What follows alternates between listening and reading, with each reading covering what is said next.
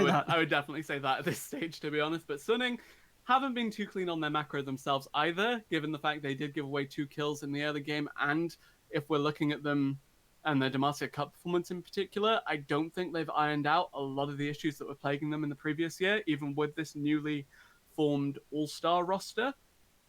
But they are looking for fights, and I do appreciate that as an LPL and skirmish enthusiast. Oh, here's a fight. SOF gets completely caught out, gets devoured by Sword Art, who's trying his best to save his jungler. My screen's frozen, but I can just about see that SOFM has been able to escape. Sword Art goes golden, keeping himself alive as Angel. well. Wait, we're trying to get the damage down, and late is so very, very low. SOFM not going to be able to connect this time, and it is going to be a back away with no kills for either team. And actually, looking at that fight, you have the sustain of the Senna plus the big bodies on the side of Sunning. The threat of a Zoe pop as well really does cement the fact they can pressure out this mid lane turret, while almost every member of Rogue Warriors is forced recalling here. Something to note, by the way, is the fact that you have Wei Wei actually outperforming, I would say, relative to his enemy in Zhang Wuji, and that is not promising for the AD carry of Rogue Warriors, considering that Wei Wei swapped from jungle just 2 months ago. Well, we've seen how in EU, certainly, how role swaps can certainly work out in favour of some teams. And right now, things looking good for Sunning as well. They pick up their second dragon of the game. This is going to be the Infernal, of course. We're looking towards that Infernal Soul, and now Sunning are only 2 dragons away from securing it. 2 dragons is still 10 minutes, and yes, that is forcing Rogue Warriors further and further away from their comfort zone, but I still would be hesitant to count them out when it comes to this, just because their comp is nice, even if their brains do take a little bit more time to come online than perhaps Sunning are going to allow for them. Rift Herald, second one of the game, is up. That is a huge priority for Rogue Warriors typically, so I do expect some sort of a skirmish to erupt here, but it seems like Ruby is just content to scale up. And I want to touch on Ruby, actually, because this guy, he was a trainee for Africa for some time. He was having a pretty quiet career before he came over to China.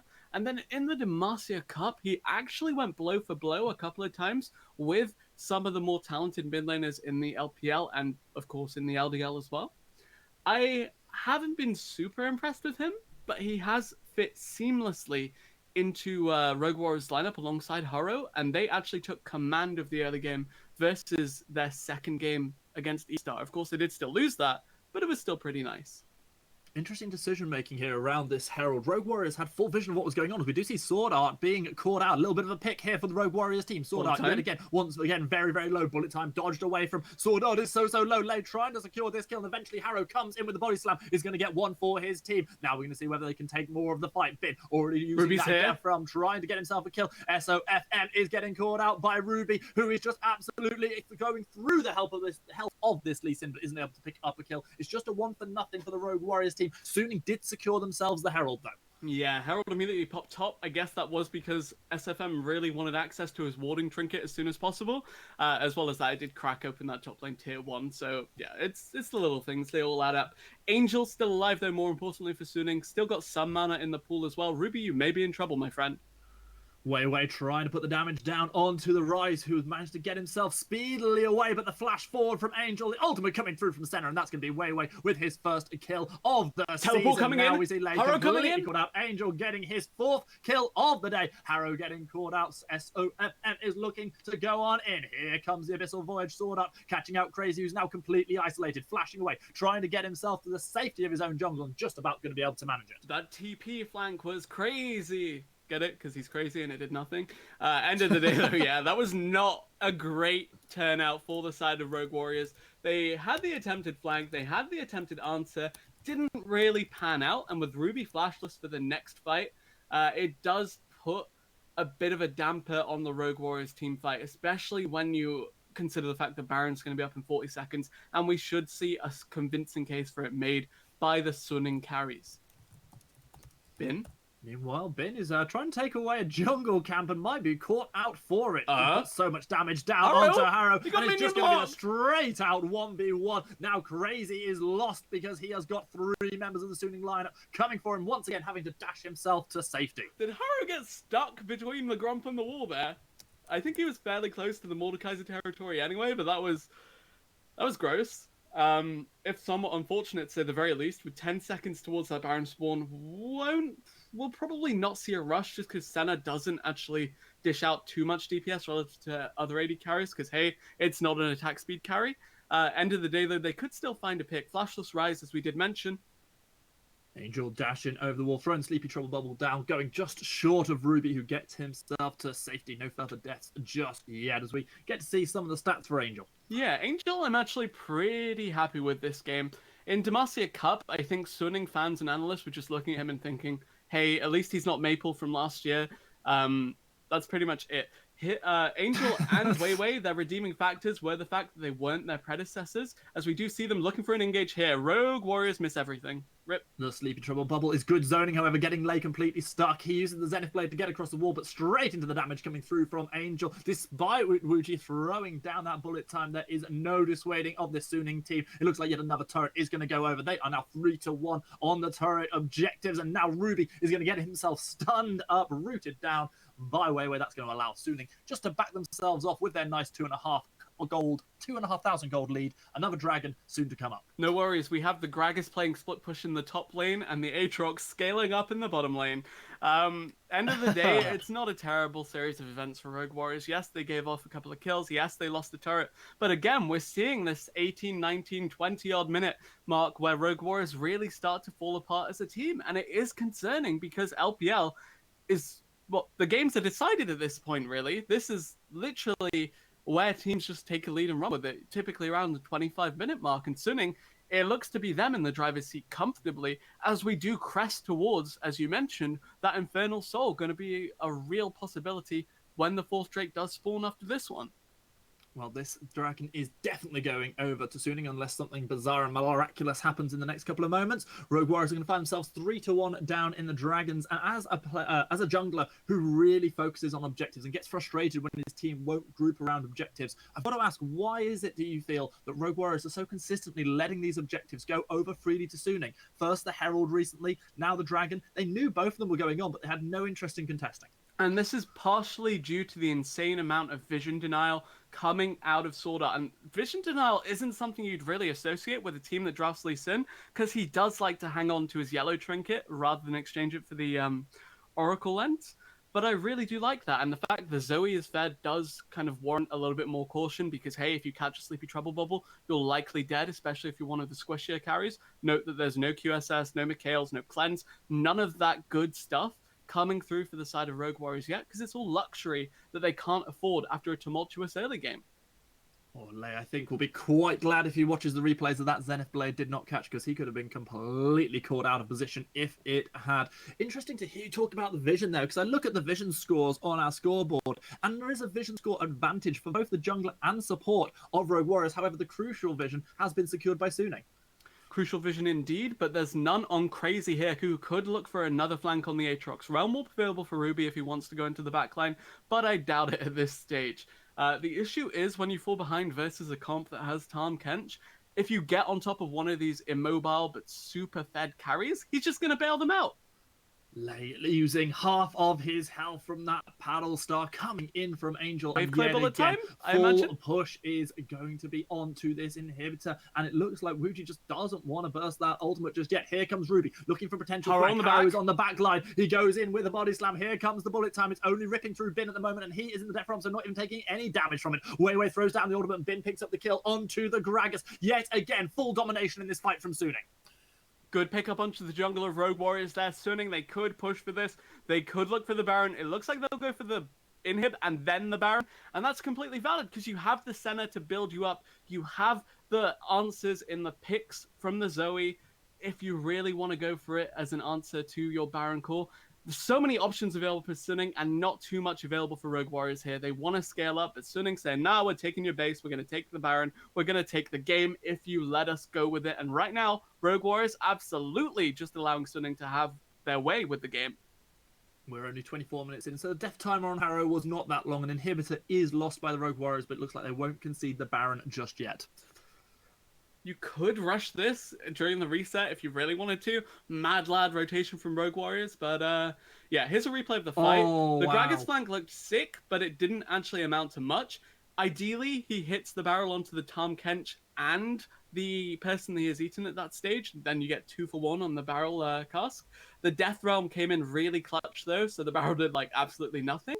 And I really, really did like the attempt of the play from Rogue Warriors, but the answer from Sunning was beautiful.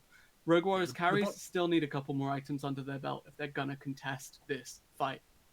The body slam ends up not connecting onto anybody instead of the potential 2 or 3 members that it might have caught because of the Death Realm being basically pulling him straight out of the air. Harrow completely lost there, and as the Death Realm was expiring, we did see the kill being picked up by Bin, who has had a pretty solid game on this Mordekaiser, running the 3-2-5 scoreline, got the Zonyas, and Angel's got to be a bit careful here.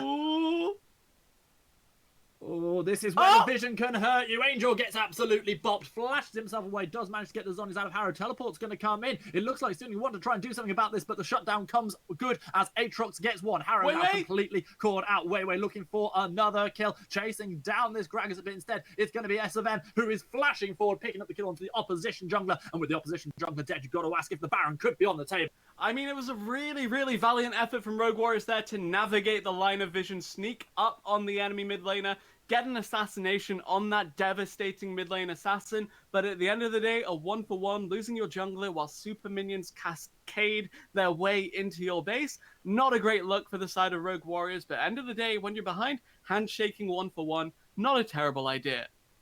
It's a good teleport in the end that comes through from Bin that actually means that fight can go slightly in favor of Suning because the jungler is down now. As we see, the Baron is, of course, still available for Suning to pick up. And this 4th dragon that they could secure is coming up any second now. You remember how I said, these teams have some talent in the case of Suning and a little less talent in the case of Rogue Warriors, but their macro is their real detriment. I don't think I've seen anyone go bot lane in the past, 15 minutes, but, yeah, that Drake gonna be the next point of contention here. SFM maybe in a little bit of trouble, but nah, he's fine. Look for a pick, Sunning. You can do it. Sleep Drop Level lands onto Lei, does slow him up for a little while, but no further damage coming in. This time we are going to see the Rogue Warriors looking to contest this Infernal Dragon. Harrow already lurking in the wings, looking to try and get a pick this time, which he's failed on the last couple of fights. Down 2 levels and could get Death Round out of Smite contention. Really does put a damper on the Rogue Warriors' steal attempt. That's why you'll see them actually try and force the 5v5 rather than a strict Miracle steal. And that's why you see Crazy now fishing for the flank, but Angel's on the side, ready and waiting with the bubbles.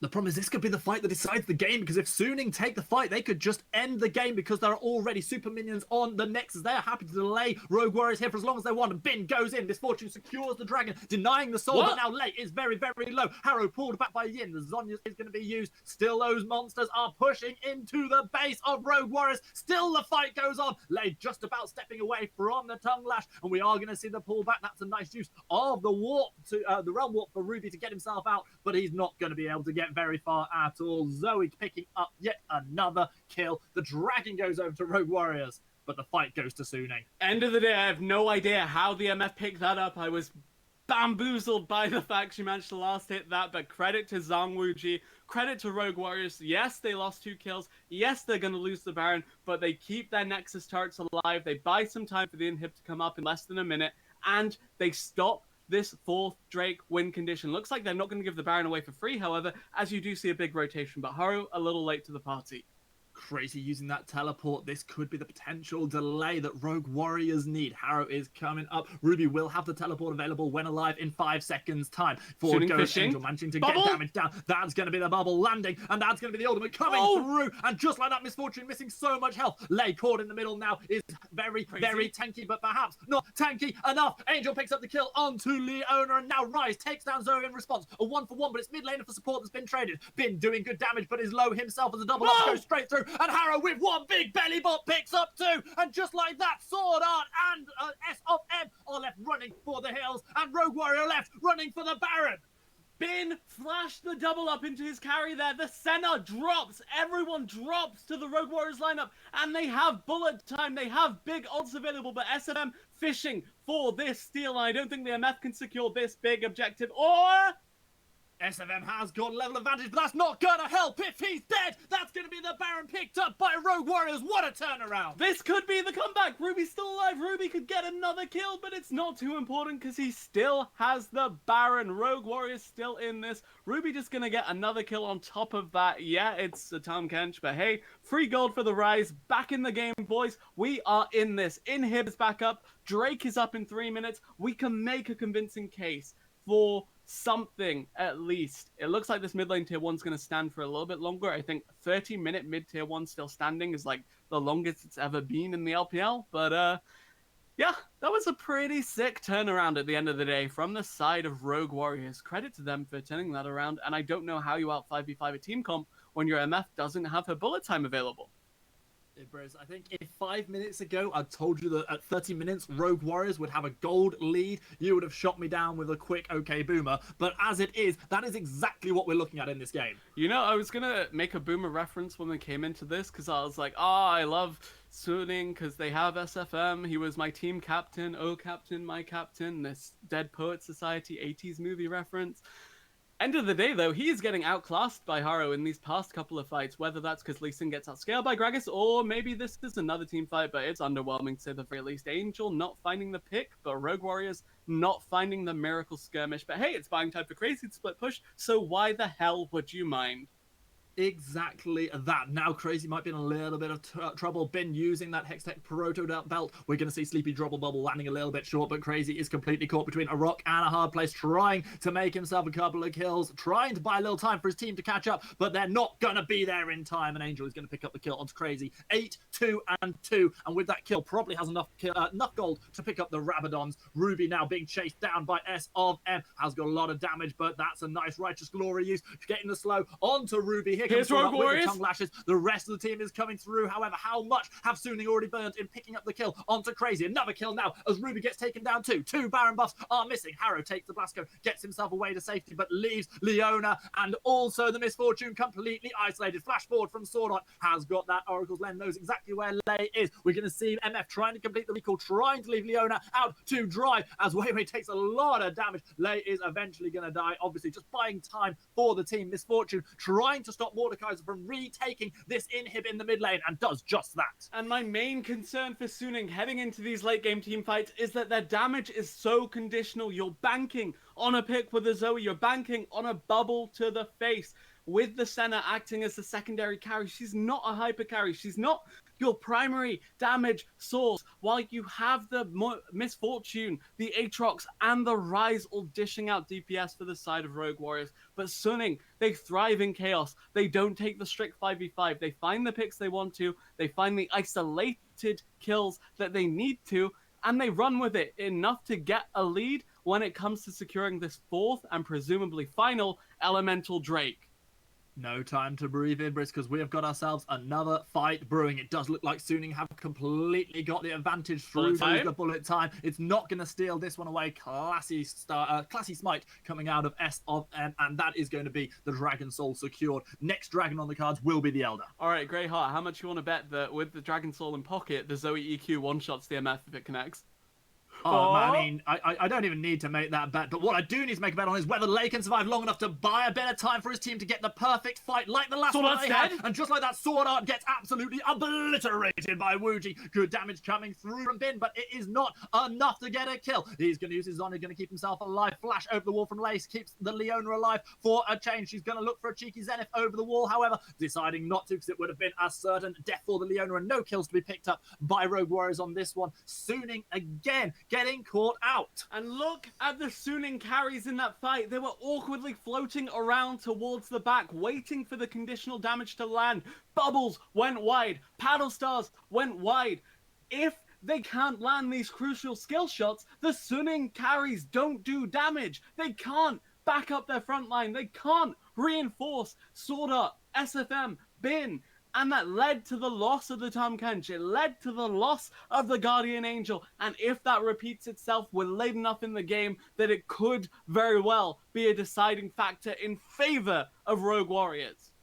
Coming up to the 35-minute mark, and there is only 1,000 gold separating these two teams. The inhibitors have fully respawned in favor of Rogue Warriors. Suning, of course, haven't lost any of their own just yet. The next objective on the table will be the Baron, spawning in 1 minute's time.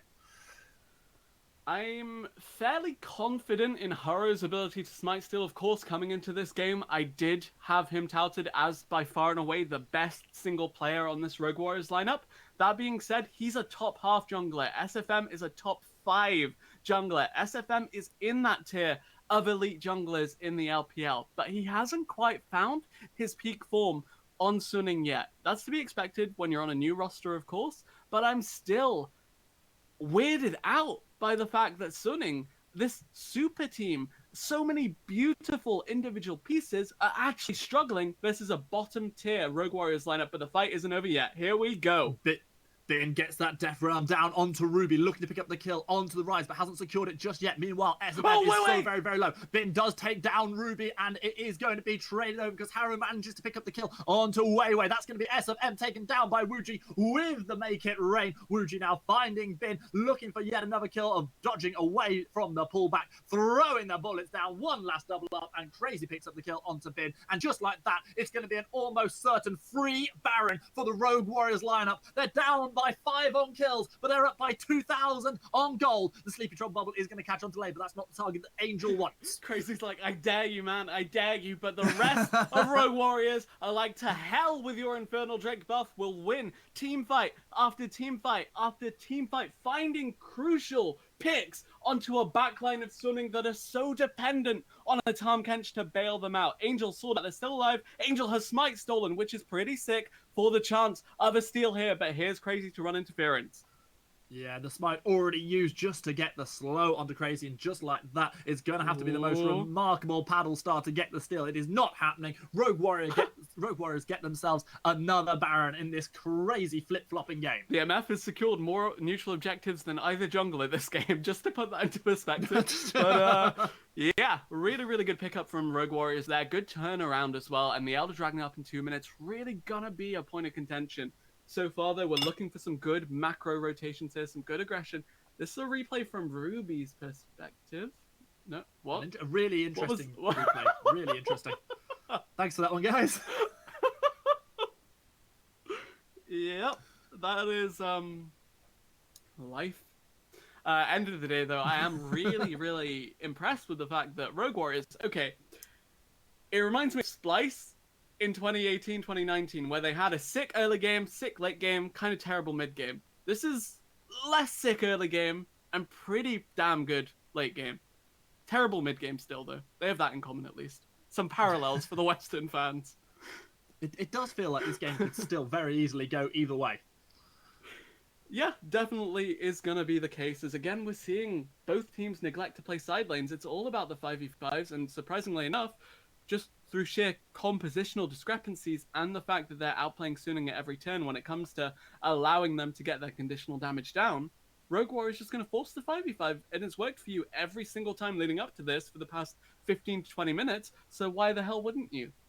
We've got ourselves a classic LPL ARAM. I must say, I kind of wanted to see Ruby in a side lane if the teleport had been up, but with it not up, I can understand them trying to potentially force enough fighters. As you say, it's worked so many times. However, when the dual teleports are up for Crazy and Ruby, if they were to secure themselves another Baron, that could be a potential. However, we might not even get to see that Baron that spawns in just over a minute because the Elder Dragon is on the table in 40 seconds time. And as we well know here in 10.1, whoever gets the Elder Dragon is almost certain to take the win. I mean, Crazy has TP, Crazy has Baron buff, and he's split pushed a Scuttle Crab so far. So, that's the way to go. Don't do the man like that. He's had a good game. Yeah. Not a split pushing game, but a good game. That's fair enough.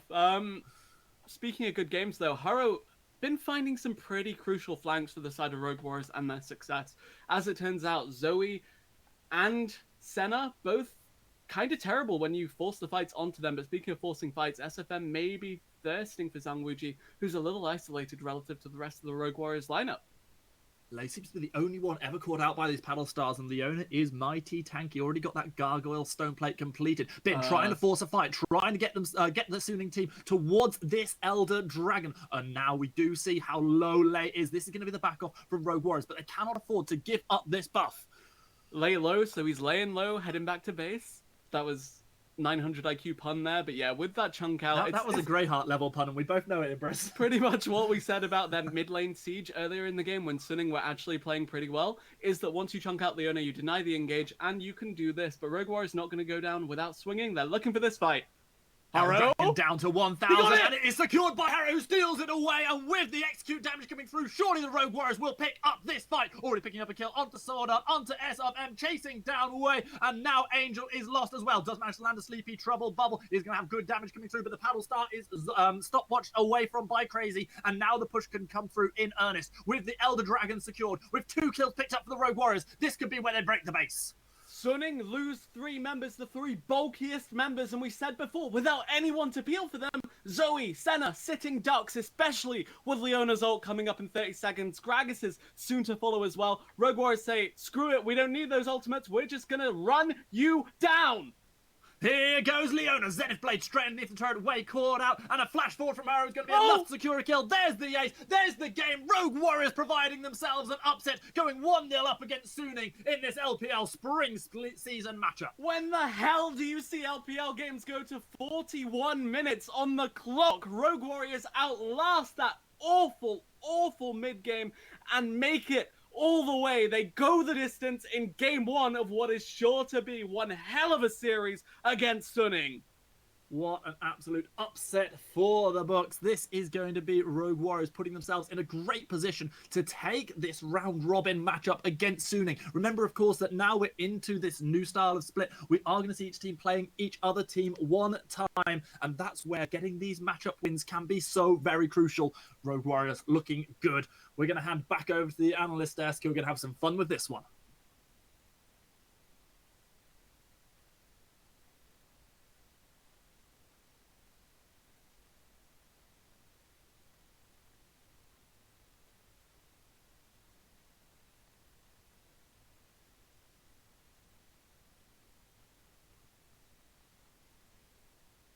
I'm going to start real specific with Unite Star. We're watching that, and over the course of the game, you were super excited about the way Bin was playing.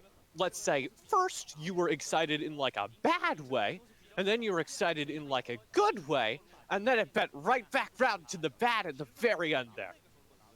Yeah, so Bin, this is the big focus that we kind of had in our pregame discussion, right? Because this is the big highlight guy from the Scrim Bucks we hear about, right? Where this guy is slamming lane, he's beating other top laners. This is the next coming of the Shy, yada yada. He had, of course, 40 solo kills.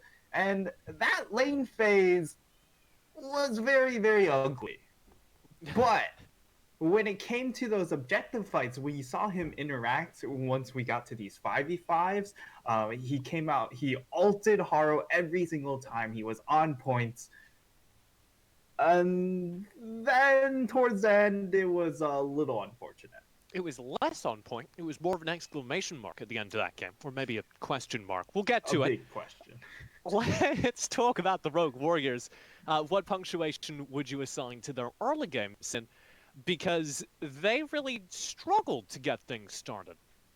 I mean, Crazy looked good in the top lane, but the issue really started from that invade in the bottom side, where you saw Haro was really set behind early, and SFM was allowed to just free farm the jungle. Him and Zoe were dominating that early phase through the mid towards the bot lane. They were moving around the map very effectively, but that was why they were able to snowball the advantage decently. Unfortunately, as we were hearing, Bin had a really rough early game, so they were trying to drag him into it to get it back to at least a neutral state. They got a decent lead off the back of it, and it had to be just Haro, after having been set behind so early, that made the difference for me. I was in awe when all of this sick play was coming out from Angel. He was generally dominating. So as the replays roll, I gotta go to you, Quirky. SOFM and Angel had this spectacular early game. What went wrong? It was pretty much going down to pretty much how they were engaging into those team fights. Because pretty much into that mid to the early part of that late game, we saw when they grouped up, Haro wasn't exactly getting into the team fights because he was immediately getting death realmed by Bin. But as you see, especially this is a team fight that turned it around here. Because now Bin doesn't have Death Realm. In comes Crazy, in comes Haru to clean up and deal absolute damage. And that was pretty much the story of all the late game team fights. And that set the tempo going forward.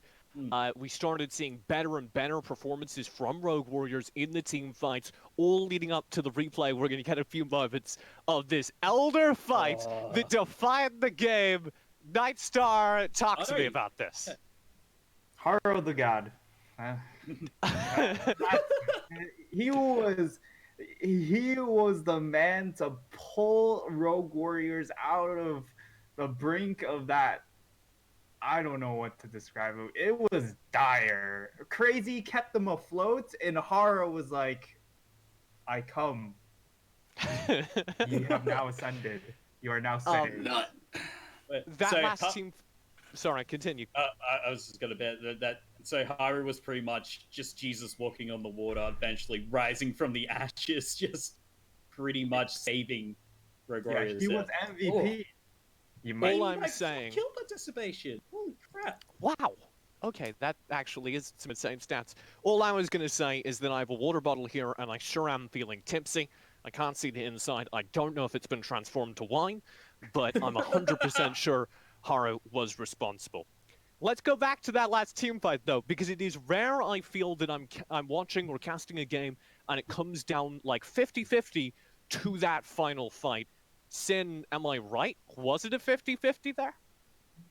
I mean, it shouldn't have been, because it should have been Zoe plus Mordekaiser able to keep the Gragas out of the pit very effectively, but instead it did come down to just the Elder as the massive turning point of the game. And the Elder is so strong nowadays that even though they got that Infernal Soul, even though they managed to get every objective in the Elder, you get that one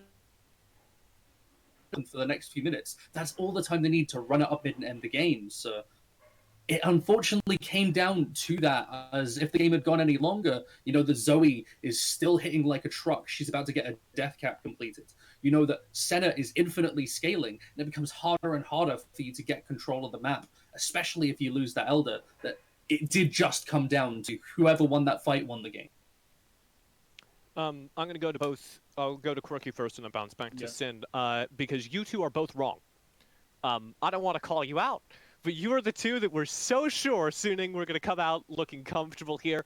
Nightstar, to his credit, called a 2-1. What went wrong, Quirky? Why did things not go the way you thought they would? Scrimbucks. Yeah, the Scrimbucks aren't paying off. Apparently, conversion rate is really crap. You know, terrible economy at the moment. You know. Yeah, I mean, you gotta watch out for those exchange markets. They're really trying to rip you off. What specifically were you being ripped off about? Pretty much Bin. Like, he was pretty much the wait point. He was making me just throw my Scrimbucks in the trash, pretty much. But yeah, Bin, he either needs to step it up, or Sudi needs to find a better top line here.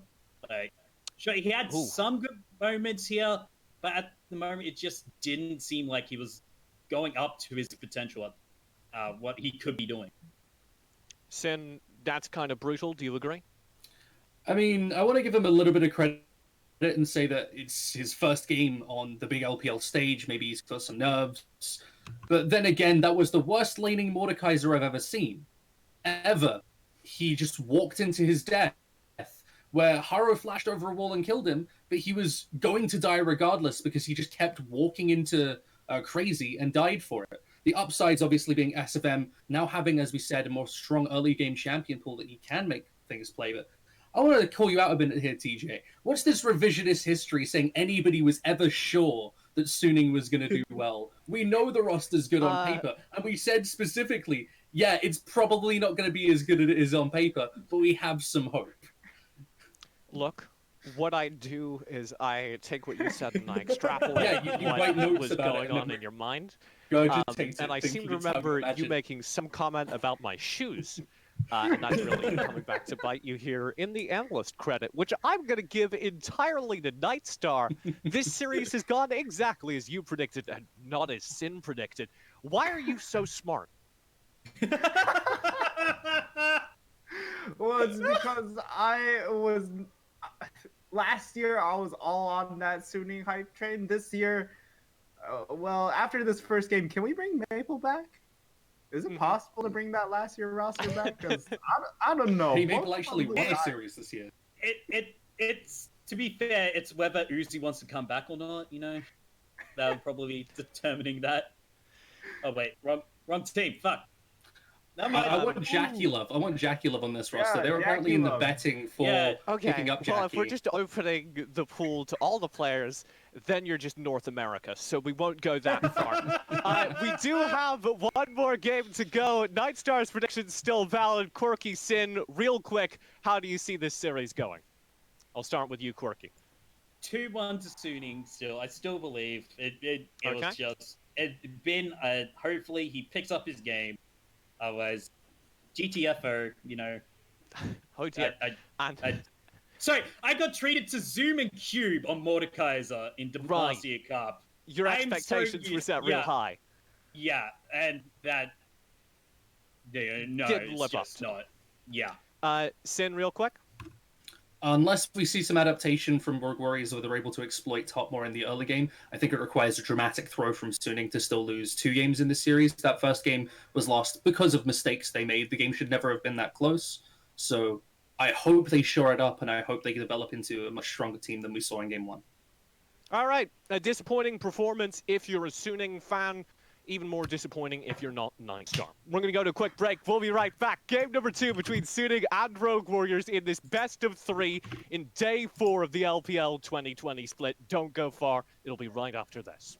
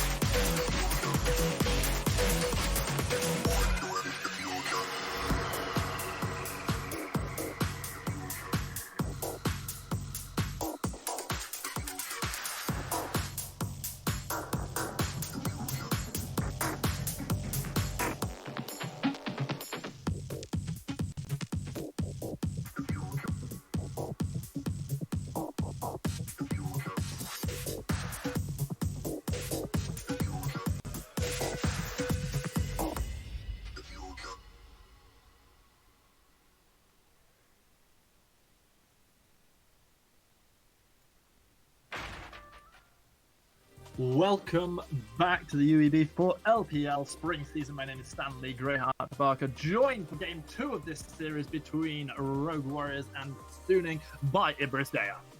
Yeah, a bit of an upset already out the gate for the side of Rogue Warriors. I expect potentially a Lucian ban to come here to round out this red side typical ban phase.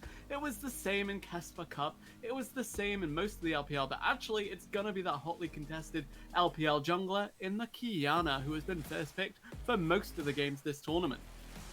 Interesting to see the Rise ban coming through from Suning, obviously respecting what Ruby did in the last game. The misfortune already hovered over. We've talked multiple times today between both ourselves, Ibris, the analyst desk, and our casters in the first series about how it is such a power pick consistently being picked up on the red side, and again, not being banned away by the Rogue Warriors. Yeah, and it works with Nautilus, it works with Leona, and it does put the damper on Rogue Warriors, because you saw last time, Suning answered it with a Senna AD carry, but I noted back in that first champion select, Zhang Wuji, not a Senna player.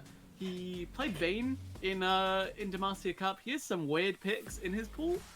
You saw the Xayah hover there. She can survive lane against the MF, but she's not really gonna do too much in terms of influence.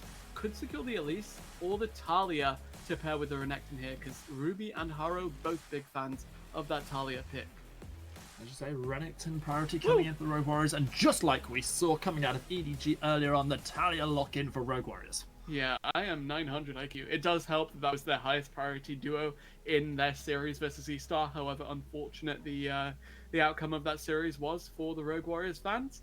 Now, looking at Suning's options, they could take a jungler here. The pool is pretty trimmed. J4 does work wonders with the MF.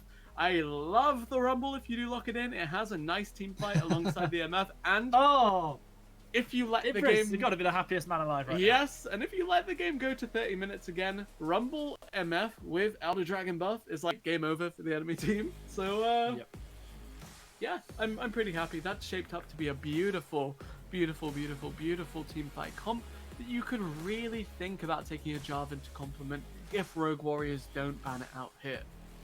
I think it's important, Ibris, for our viewers out there at home and out and about, that we explain just why Rumble is such a favourite champion from yourself. So from me personally, it's because he can go mid, he can go top, he does it all. He has a good matchup into pretty much every melee, and if you send him mid lane, he has kill pressure into every lane from 60% health down, past level 3, level 4, level 5. He has insane level 4, level 5 spikes, and his roaming to the side lanes with his ultimate is nothing short of spectacular. The Braum ban is nice because it does nullify one of the answers to Leona. I expect Nautilus, Morgana, or maybe potentially the Tahm Kench to join that swiftly, and that will just help secure a winning bot lane for the side of Suning that they can really look to snowball through. Going up against them already, we see that Lucian locked in. That is going to be the choice for Wuji going up against this misfortune that he played so handily himself in the last game. Yeah, that will be the Nautilus ban, so it does put a little bit of a squeeze on the champion pool of Lei here. He did favour the Braum, and yeah, the Braum ban did make sense when they draft the Lucian, because Lucian Braum, of course, that go-to bot side duo that really does win, not strictly in the 2v2, but it guarantees you a winning 3v3 if your jungler does play towards that bottom half of the map. I'm not a huge fan of the Rakan because A, it gets counterpicked massively by Leona and MF because you insta-die, and it doesn't pair too wonderfully with the Lucian, but hey, Lei, you're the pro support, you're the one that did lead your team to victory in the previous game, and you are the one that was a driving engage force for this Rogue Warriors lineup in Game 1.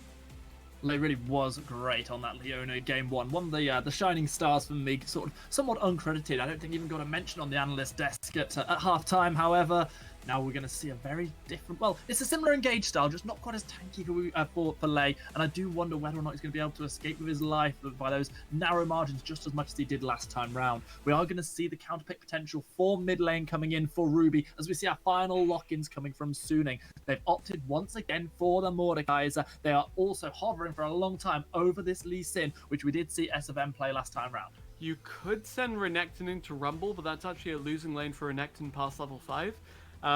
You could also draft yourself a ranged mid laner for Ruby. I don't think it's going to be the Annie or the Talon.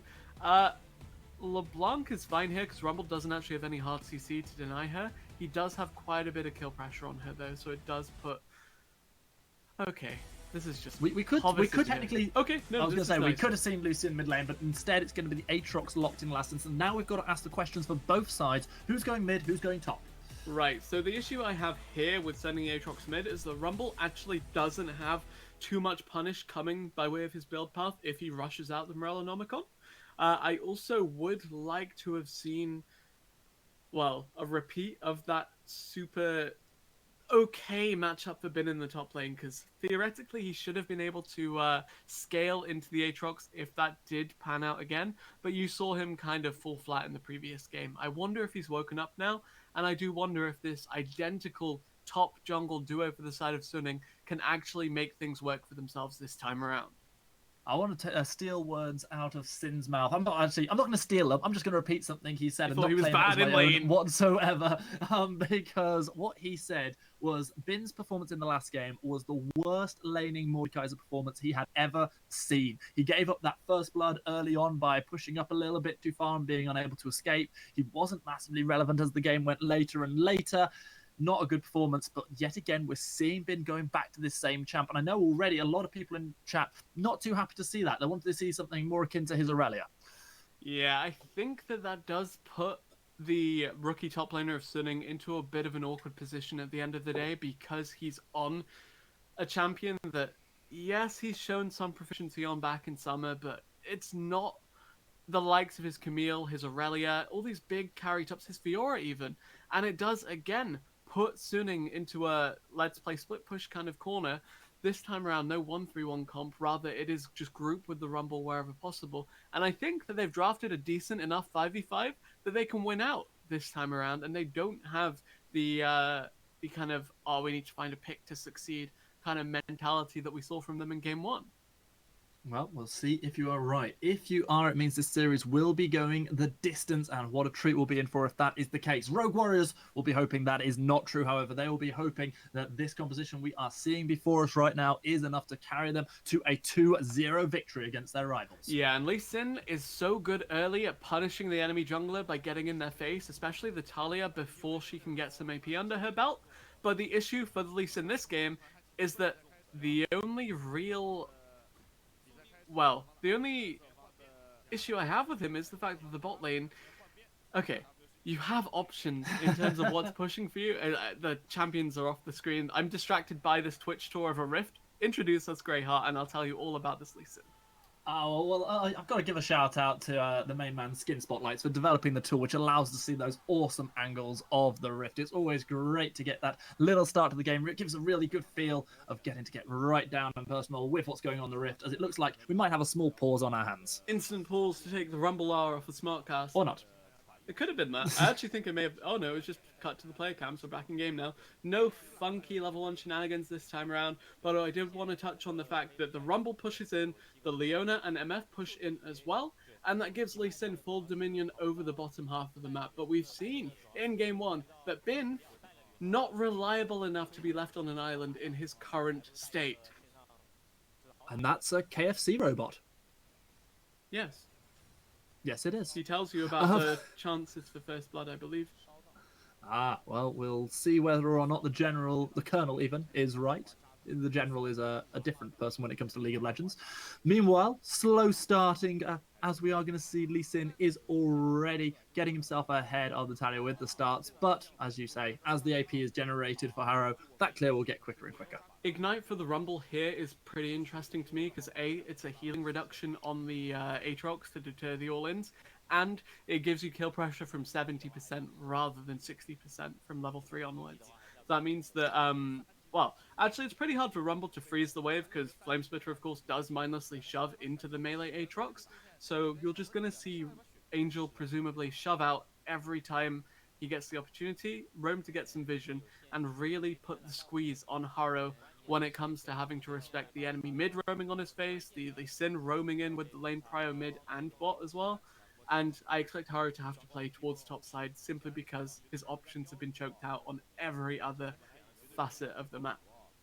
I mean, that being said, he's still having a better time with his clear than he did in the last game. Last time round, he got 3 buffed by S of M, and this time round, I was about to say that's not going to happen, but it might, because Lee Sin has gone straight over and started trying to steal away the blue buff. Harrow opting into a gank onto Bin, trying to get some kind of shove back, but it's not going to happen. Instead, just allowing Renton to push this wave further to the turret. Yeah, Harrow absolutely had to play topside there, but again, we're seeing a 3 buff come through from SOFM. Talia kind of dependent on the on that mana regen to actually get a significant clear, but Bin being bullied out already, the threat of a dive is too much, and whilst there's not too much by way of active farming coming through from Harrow, the fact that he's denying so much from the enemy top laner really is putting the Suning top laner through the ringer.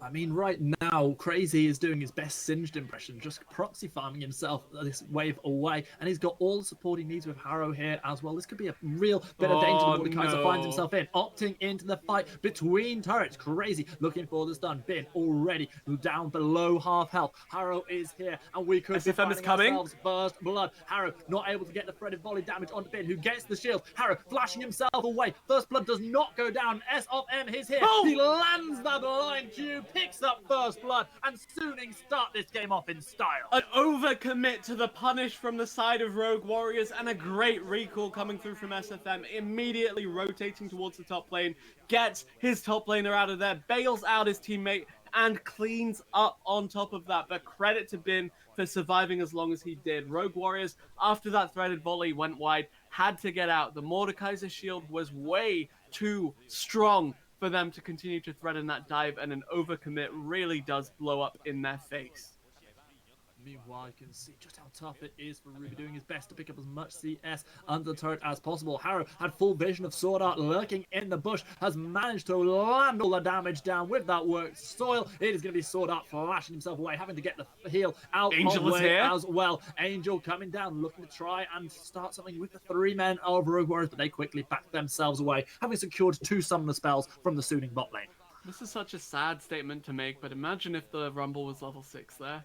That would have been beautiful. That would have been equalizer material there and there. Unfortunately, not quite the case, so why go into hypotheticals? We saw how it panned out. It wasn't the greatest series of events for the Suning mid laner, but he saved his support. He saved his bottom lane from a gank, and that's about all you really need to do. Being able to catch this wave without having to without being able to match the Aatrox's threat of a TP is also pretty beautiful when it comes to mid lane resets as well. So end of the day, Suning, yes, they got put on the back foot in that bottom half of the map, but their mid lane still going pretty damn well for them.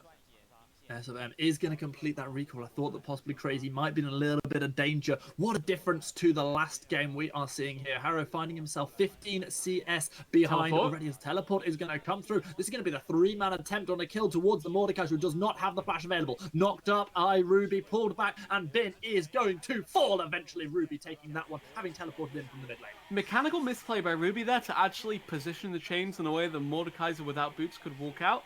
End of the day, though, not a terrible series of events for the Rogue Warriors lineup.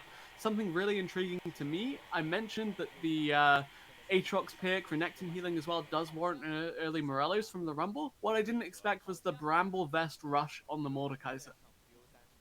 Yeah, that's an interesting pickup for the Mord, who has had a real rough time so far, down 23 CS. However, he is going to have the damage of an Infernal Dragon, boosting him up as well as SFM picks this one up for his team. That Equalizer is now available on Angel, so we're looking forward to seeing where the Rumble uses that one first.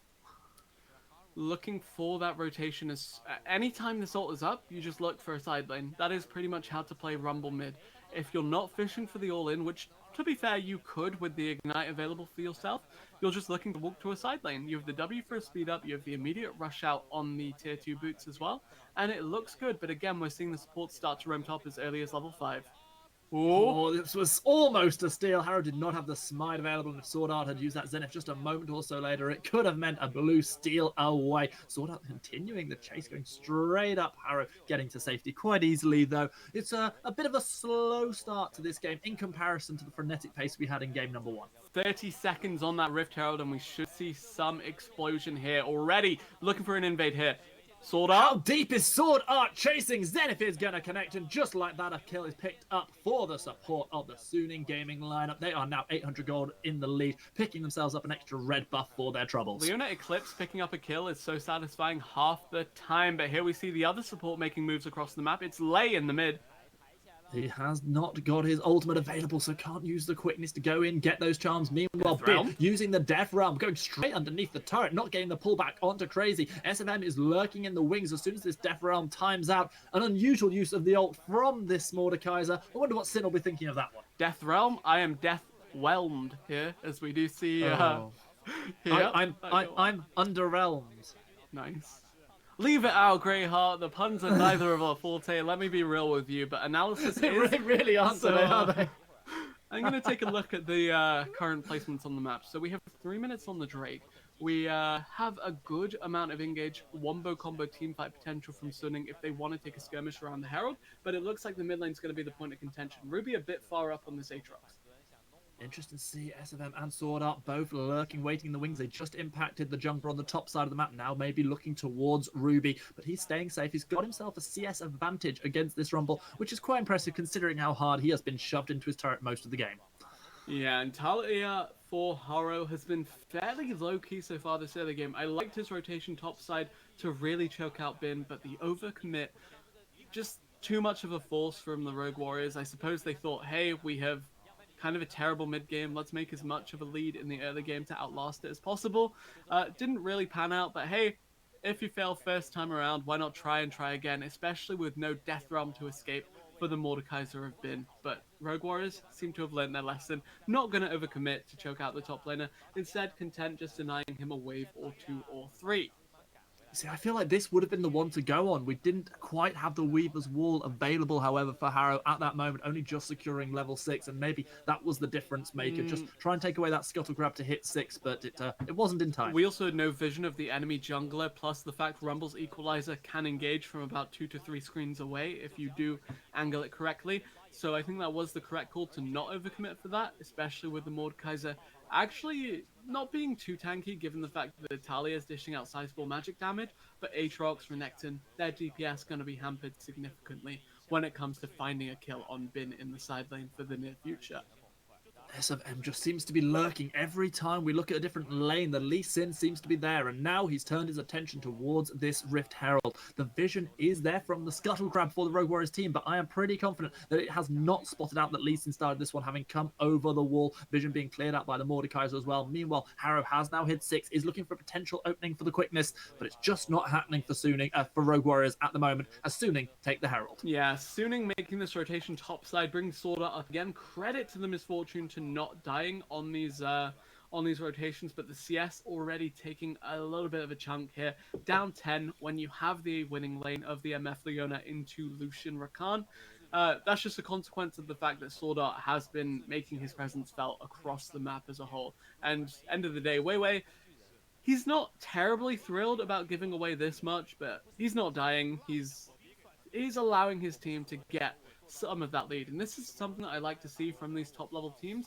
They're transitioning their winning matchups not into necessarily lane leads, but putting them around the map, because there was nothing that Rakan could do into Leona lane anyway, and the threat of that 2v2 is enough to warrant no response from the side of Rogue Warriors quite yet. Interesting timing on the recalls from almost all of Rogue Warriors on the bottom half of the map there, with this dragon spawning in just 3 seconds time. Currently, it does seem like there's a good amount of dominance from Suning around the dragon, but they're about to get themselves closed out, because here comes Talia, here comes Aatrox, and just like that, Ruby and Harrow starting up this ocean dragon. It looks like the backtimers coming in from Lei and from TP and contest from Wuji are going to work out okay. This Equalizer! Is a fight. Talia picks up the dragon for the Rogue Warriors team, but the fight is going on. Culling being thrown for it down through Bin, but 1 kill already picked up for Suning. They are now 3-1 up in kills, and they want more. They're going to get killed, however, as Angel does manage to take down Harrow. We do see Ruby finishing off one in the background. Ruby now running for his life. It is a 2-for-1 in favor of Suning Gaming. Suning get the kills, but they lose out on the Drake. They're Rogue Warriors. They make the decisive play. Bin comes in a little late on that play, and it felt like Suning's comms were disjointed. Yes, they had the wombo combo team fight, but the ults were few and far between. Equalizer was somewhat okay. Dragon's Rage not even used. Solar Flare, Bullet Time, yes, they positioned well enough, but well enough isn't enough when you're getting run down and having a Drake stolen out from under your eyes. And a few turret plates were secured courtesy of the Herald there in the mid lane, leading to a gold lead going over. But what goes wrong in this fight? So the equalizer was fine. It wasn't spectacular. It did put Haro in a position where he could just be killed. Solar Flare was boosted as hell. Bin assassinating lane was kind of terrible as well. You're taking out the Rakan that's already used all of his cooldowns. Nice, I guess. Like, it's not a great look. And meanwhile, for off-stream Way is laner. just being chased down by Crazy for free. I mean, yeah, that's something, all right. Not entirely sold on Bin. That could have gone a lot better for the side of Sunning and their rookie top laner in particular. Sword Art not making that leap over the wall, but maybe he didn't want to with 3 members of Rogue Warriors ready to rotate around from that mid lane. It's going to be another close game. Only 200 gold separating these two teams as we approach 14 minutes. A dragon apiece for these two teams. As you see Harrow just clearing out multiple camps at a time. Always cool to see that. It's the way to do it. Talia not really having much under her belt this game besides 3 deaths. But hey, you got a Drake secure, you got your farm that you're somewhat keeping up on, and you do scale fairly well. Unlike Lee Sin, you won't be an ulti bot, but will be a legit late game AP carry. My main concern is that if Haro continues to be set behind, distinct lack of magic damage for the Rogue Warriors lineup, so just further contextualizing the heavy focus on armor from Bin and presumably the rest of the gang soon as well. Respect here from Crazy, backing away from the top turret, but now we've got ourselves a race for first turret blood. It is going to go in favor of Aatrox in the bot lane by 1 auto. The step away from Leona was actually what swung this one in Rogue's favor. They get the extra goal. Both teams get a turret. Now we see Wei trying to be careful, going through his jungle, not wanting to give away another kill. Rogue Warriors here, they gave away Haro again. The Talia really not having the game of her life this time around. Always a pleasure to see it picked because it's such a nice playmaker. But end of the day, getting punished incredibly well by Sunning and Haro. His early game hasn't been so great so far. Riding in that Weaver's Wall, just getting absolutely obliterated by the equalizer, followed by the bullet time. Kind of trapping himself there. I mean, it was an ambitious play, to say the very least. Question mark pings on the jungler there, I think. Yeah, maybe a couple. End of the day, though, just a couple. I am really hyped for Sunning, especially in the next couple of minutes, because not only is that when Rogue Warriors tend to fall apart as a team macro-wise, but it's also when Rumble, Mordekaiser, arguably Misfortune as well, really start to spike. Level 11 for the Rumble, Equalizer ready and waiting at rank 2, plus Leandries. This is the best time in the game, like single-handedly the best time, unless you're a 6-item Rumble hitting level 16 immediately. Best time in the game for the Rumble to fight, and with the Drake up in 1 minute, with the Herald a legit threat, the second one of the game coming up fairly soon, it looks like it's all going to go by way of Sunning for the foreseeable future. Well, we've already seen more action in the side lanes in the secondary in the last 6 minutes than we did in any of the minutes post 10 in the last game, which turned into just one giant ARAM. Already a bit more split, and already the Renekton starting to look pretty good as he's taken down a couple of turrets for the Rogue Warriors lineup. Sunning, meanwhile, are looking for a potential pick. If they can get that and secure themselves a Mountain Drake, they'll be pretty happy. Lei is feeling pretty damn invisible to me this game, but at this point he's just someone to soak the Mordekaiser ult for, I suppose. Thinking about builds for this Rakan, though, usually versus Leona, you see a Rakan rush the QSS. Yes, the Merc Treads are a necessity as well, but I would like the QSS versus Leona and the Mordekaiser, but Lei this time around being like, nah, let's go Redemption, let's go for the sticking power, more healing for the Aatrox, and more skirmishes to be found here. Ruby getting the pullback onto Sword Art, who goes gold and bullet time down, as well as the Equalizer. Sword Art flashing himself to safety. Harrow already very low. Might be a 5th death for this Talia, who dashes away to safety. Ruby already flashing away underneath his turret. It's Crazy, who is now completely caught out on the wrong side of the rift, being chased down by the Sunning team. There were no kills in that fight, but that may change because the Crocodile has got nowhere to go. Blast Cone over the wall. Mordekaiser is there. That's going to be the Make It Rain flash over the wall from Crazy. He's trying to make the great escape, but he gets caught out by the Lee Sin, who immediately dashes back with the safeguard. Harrow is there for safety, and Crazy makes an escape. the escort out, the Ocean Drake regen, however you want to look at it, that was a win-win for Rogue Warriors, and the forced reset on a Suning comp that relies on their ultimates to teamfight does mean the path is now opened up towards this next Mountain Drake. And it is picked up free and easy by the Rogue Warriors. The second Herald has also just spawned, so perhaps that's where our next fight will be. Looking at the CS numbers, there is a huge advantage there in the top lane for the Renton over the Mordekaiser. Lucian has a 30 CS lead over the Misfortune, even a couple of CS in favor of the Aatrox. Every laner winning out in terms of CS for the Rogue Warriors. This is why they find themselves 600 gold in the lead, despite being 3 kills down. And this is just a consequence of lane allocation, resource allocation from the side of Suning. How does the MF farm when the Leona isn't in lane, and are the 2 kills that her roams got really enough to justify the deficit that Suning currently find themselves in? Bin got choked out completely when left on an island as well, and Suning, yes, they have the mid game, yes, they have that wombo combo, but all eyes should be on them to actually do something with it besides kill Haro, because that's all they've really done so far. And they didn't even manage to do that in the last fight. He escaped with just a sliver of health as we see this Herald summoned for the second time this game. This time, it looks like it's going to be taking down the mid lane turret. I'm not sure I like this because it's going to lose so much of its health in bashing down this turret, which only had 1 more shot on it, and I frankly don't understand that. Not sure if worth, but yeah. Essentially, end of the day though, you do get that second charge. It wasn't going to get more than that, you have to imagine.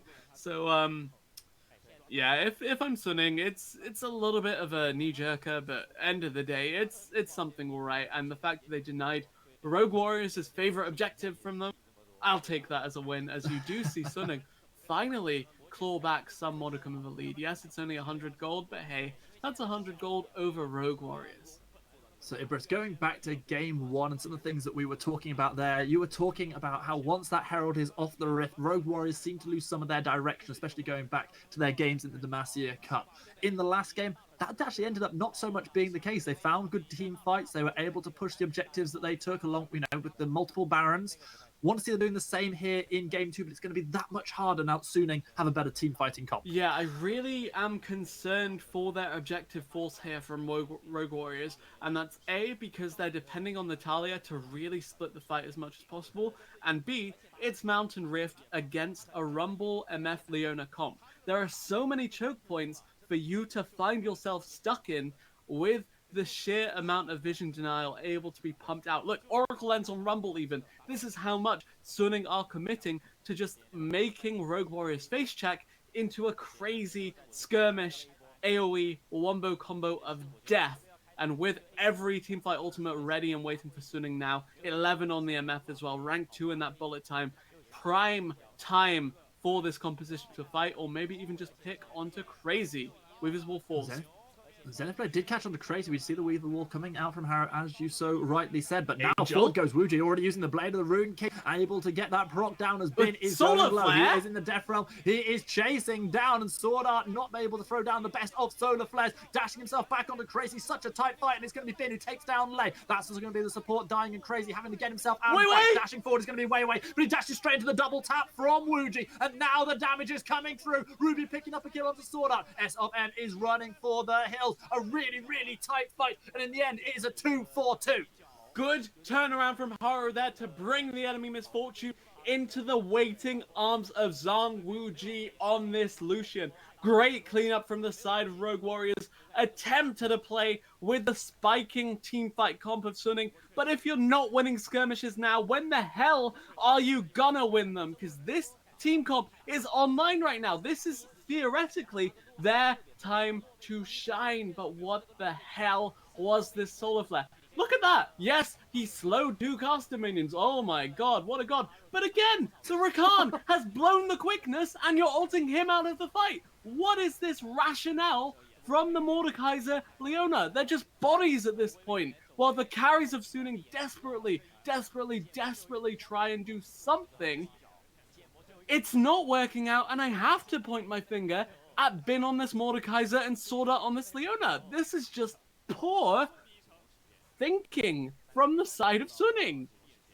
I cannot disagree with you one bit there, Ibris. Very, very questionable fights coming out of Suning. And it felt in this fight like they had the opportunity to actually seize the advantage. Rogue Warriors have blown so many of their cooldowns, already using the Weaver's Wall. We saw the flash from Rumble to try and escape from Wuji. But after that, it was just Suning's fight to win, but they did not manage it. Sword Art now with the double control wards here in this bush is looking for a potential pick. The Again. Rumble Equalizer is back up. Again, the 5v5. Like, we've seen this story so many times before this series. ARAMs for days. Like, a minute ago even. Yeah, ARAMs for days. As soon as that Leona ult is back up, they just fish for it, and they are looking for it now. Quickness up.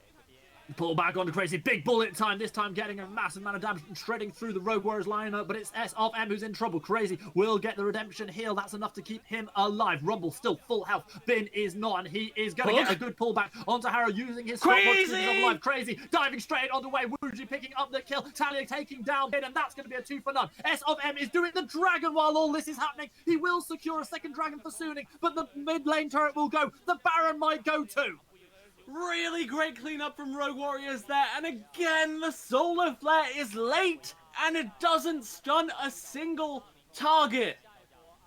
Zhang Wuji hasn't even had to cleanse because no CC has come his way. There is nothing threatening this carry of Rogue Warriors, and they're able to look for this Baron. They maybe find it.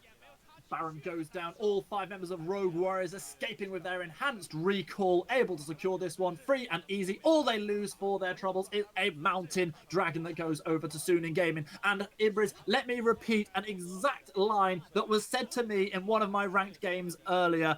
GFC, why are you doing the dragon when there's a team fight in mid? Oh, SFM, it was a lost fight, to be fair. He had to do something. I would have liked to have seen him contest the Baron instead. Crazy, going crazy with that flash in for the Culver Meek after the Ruthless Predator for the stun onto the MF.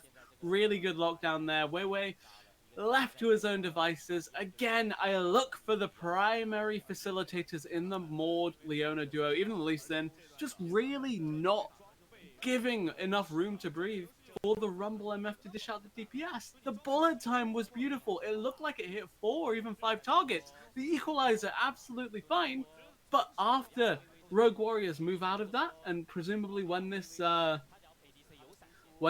magic becomes a QSS for the Rakan as well, the fights should have already been going your way as Suning, and the fact that they're not going while you're still stronger, while you still have hit a good amount of your Miracle Ultimates, it's not promising at all as the Baron buff creeps do start to siege towards Suning's base.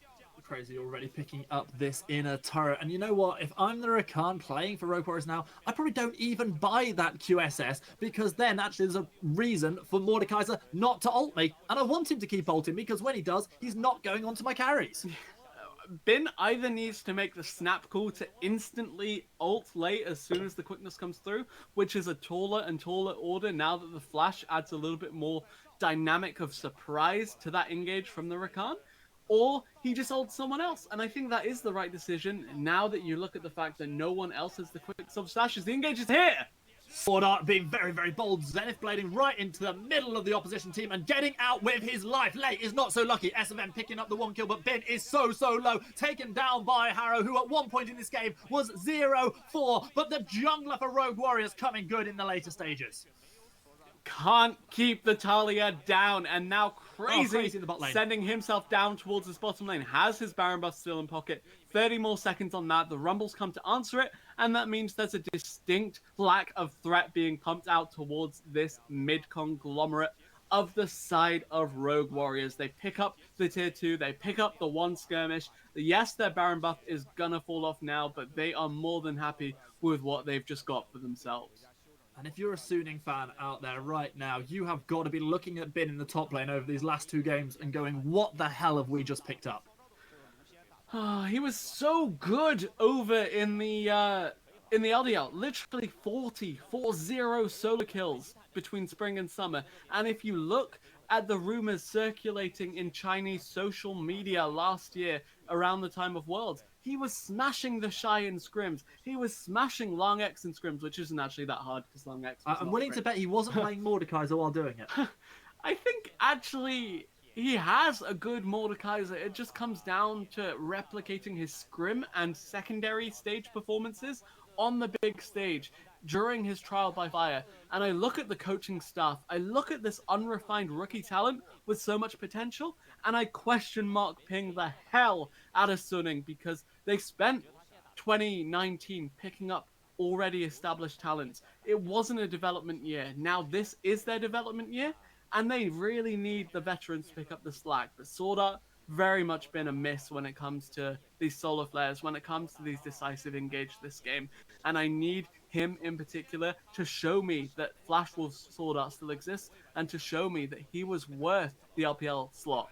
Sword Art missing the Zenith, completely getting caught again, already having What to is that use... equalizer? Oh my word, this is not the scenes that you want to see if you're a Suning fan, but Rogue Warrior fans must be jumping for joy. Bin using the Death Realm onto Crazy, not a fight that he can take. Weaver's Wall is gonna cut off Angel from the rest of his team. Bullet time comes through, but it damages almost nobody. Ruby does take a lot of damage from the flamethrower of Angel, but with this fifth dragon of the game spawning, this could be an easy pickup for the Rogue Warriors team. Baron will be back up in 1 minute and 20, and right now Rogue Warriors look like they are comfortably on for a 2-0. Zoning bullet time as well, and this Mountain Drake gonna add some much needed tankiness to an otherwise semi-squishy Rogue Warriors lineup. And if you consider by the time the Dragon Soul rolls around, if the game is still going by then, the additional shield just gonna really nullify the wombo combo of Suning. Their options gonna be severely hampered. And besides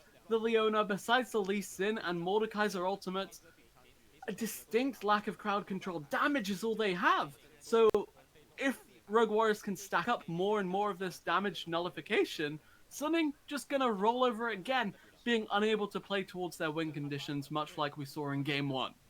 Let's call it what it was from Sword Art there. It was a terrible Zenith Blade that was bad when it didn't connect and probably wouldn't have helped him if it had connected. It would have been the wrong time to go in. You were just talking about how Sword Art, this veteran of the scene, has not been performing, needs to start stepping up like he did back in Flash Wolves. I could not agree more. We can call out Bin as much as we want. At the end of the day, this is still a rookie LDL player who is playing on the big stage pretty much for the first time. Sword Art on the other side should know better, needs to start carrying his team, and this could be a place to start. As the equalizer goes down, finally Crazy is able to get low, but with the Sterix Gauge, he is so very, very strong. Dashing forward, dashing back. We're going to see good damage coming in. Ruby goes golden, trying to stay alive on this Aatrox. That's a nice grab from Crazy, but he's pulling people back in. Way is able to get one kill onto the Renekton, but Lucian turns it round back onto Bin. Misfortune with the double kill. Now we're going to see if she can chase down any more. That's the triple for Misfortune, and just like that, Way comes online.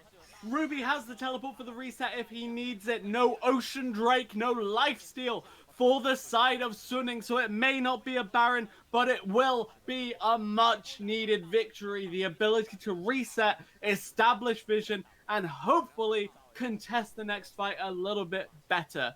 No equalizer until late into that fight, and it was okay. It panned out all right. And surprisingly enough, when Sunning actually lands some of these crucial ultimates, it looks good. Also, the bullet time was but everything else, pretty fine, actually. Not entirely sold on Sword Art here. The hook was nice from Bin. Crazy just going wild again. Like, he's fearless, man. Gotta love it. I love the way that Way played in this fight, however. That flash away at the end, avoiding the knock-up from the Rakan, picking up a triple kill. Wayway's been great. Yeah, Wayway's had a really solid performance. Probably the best of anybody on Suning so far, apart from maybe... I think it's probably just him, to be honest. Their KDAs look good, but I can assure you they are not playing up to not par. performing at the same level. But one thing that threw me there, I was watching, and I thought the equalizer would come in early, but actually it was the Make It Rain. It was the that equalizer was held for so long, and when it went down, it actually did shred through the health bars at last. Sunning maybe don't want to fight quite yet. You do want to wait out for 16 on the Rumble, but hey, you won last fight, so why the hell would you wait for it? Forcing out the quickness, good idea. At the end of the day, it's a shorter cooldown than the QSS, so good judgment call from Lay there, but SFM, he didn't commit anything really to that. It's a win for Suning, leading up to the next fight. Suning seem to be the ones who want to start these fights. They look for the engages. Sword Art especially has an itchy trigger finger today and will look for any play that he can make. Has to pick the right targets. Has to see the ultimates coming through from the rest of his team on point. Baron, of course, is available, so whoever loses this next fight could easily find themselves losing a key objective. The Baron dance has been ignored completely, and the Baron completely, has immediately been started up by the Suning team. Sword Art waiting on the wings, just trying to zone away as many of the Rogue Warrior teams as can. Baron down to less than half health. Sword Art catching out Lei. That is going to be Sword Art pulled back, however. Good damage coming through from Wuji, but all of that is onto the support. Ben, meanwhile, is going low in response. All of the Baron shred coming through as Haro looks to try and get damage down with these threaded volleys. The Weaver Wall is going to cut off the Suning gaming team. The Equalizer already used by Angel, not having taken off any of the health of the Rogue Warriors team. They have stopped this Baron. They're getting the reset, and just like that, Suning are sent running back to their base, and now there is a 4th dragon spawning in 30 seconds time. Yeah, solid Baron dance there, solid zoning out, and the reason why you didn't see Rogue Warriors fully commit to that, well, they committed much as they could have, but the reason that didn't go more their way was because the quickness had already been forced out, and once that's down, there's not too much in terms of front-loaded engage that this Rogue Warriors composition can provide. End of the day, though, they force off the Baron, they can start to set up around this Drake, and once that Mountain Soul comes through, it's gonna completely nullify Suning's composition. It's all about the teamfight wombo combo burst damage, and the shielding plus the extra resistances really gonna go a long way towards denying some of that. But the fight could still come through. Bullet time's up, even if the Equalizer is not. For those who haven't played quite so much in preseason, Rakan? Mountain Soul will give you all sorts of damage, but you don't need it if Lucian picks up the kill onto the Misfortune and wipes out the Lee Sin as well. 2 kills for the Lucian, who looks for a 3rd, gets it onto the Leona, and that is going to be Renton getting a 4th. The cleanup crew is here, and just like that, Angel is the last man standing, and the Rumble is nowhere to be seen as the inhibitor is going to get crashed down upon. 30-second death timers, however, only 1 minion. Is this a tanky enough lineup for the Rogue Warrior team to be able to end the game right here, right now? The teleport saves the final minion, and just like that, we're going to see Ruby and the rest of his team looking towards the base, panning onto the oncoming minions. Is the spectator questioning what Angel's doing? The answer is being caught out by Haro. One Nexus turret is down, the 2nd will fall. Like that, Rogue Warriors will take the game. Suning fall in their 1st game of the LPL Spring Split. Rogue Warriors go 1-1. An incredible upset after Rogue Warriors drop 2-0 to E-Star. They come out the gate swinging versus Suning and say, look, you cannot count us out. Suning who? Super Team what? We are here to play, and Rogue Warriors show the hell up against a team we had coming in at 6th or 7th place. Absolutely insane that would pan out the way it did. They executed their win conditions perfectly, and more importantly, they denied Suning theirs. If you're Suning Gaming, you have to question just what the hell your frontline was doing that game, because credit to Weiwei, that Misfortune played about as great as he possibly could have, but everyone else really left me wanting more. Rogue Warriors, they're taking their bow, soaking up the adoration of the fans in the stadium today. A terrific performance from this team, finishing 13th in the summer split last time round. With performances like that, they will hope that they can go further. However, I think it's fair to say there were errors coming out of both of these teams, which will leave the top teams like Invictus, RNG, and of course our champions last time round, FPX, thinking, you know what, I'm not entirely sure these are going to be threatening us for the top few spots. Much work to be done for Suning on the other hand, and I'm going to take this opportunity to say thank you very much, Ibris, for yet another wonderful cast. We are going to pass over to TJ and the analyst desk, of which one of whom I'm sure is going to be quite happy.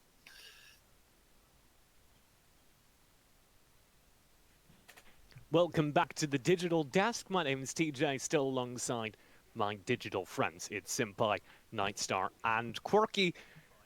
What a wild game. Rogue Warriors do come out on top. And I want to start right at the beginning, Sin. We had a lot of questions about that top lane, Bin and Crazy, during game 1. Game number 2, there was no question about it.